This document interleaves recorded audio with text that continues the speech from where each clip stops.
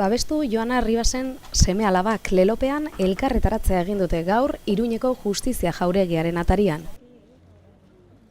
Kasu famatu horrengatik, ez Juana Granadako emakume hori, egoera latza ikaragarria bizitzen ari da.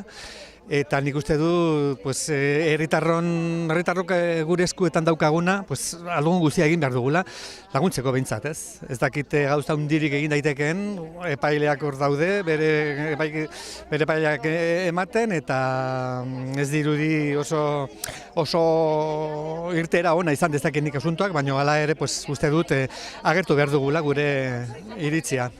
Uztailaren 26tik desagerturik dago Granadako Maracena herriko emakumea, haren 2 seme-alabekin, tratu txarrengatik zigortu zuten haren senarra eta seme-alabak ari ematea ekiditeko egin du ihes.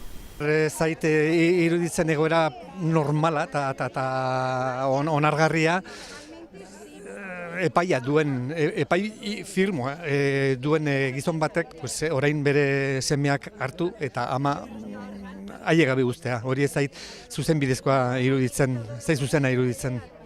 10 pertsona batu dira Lunes Lilas eta Andrea kolektiboek deitutako mobilizaziora, isilpean eta eraso matxistarik ez eta emakumeen kontrako biolentziarik ez zioten kartelak erakutsita azaldu dira.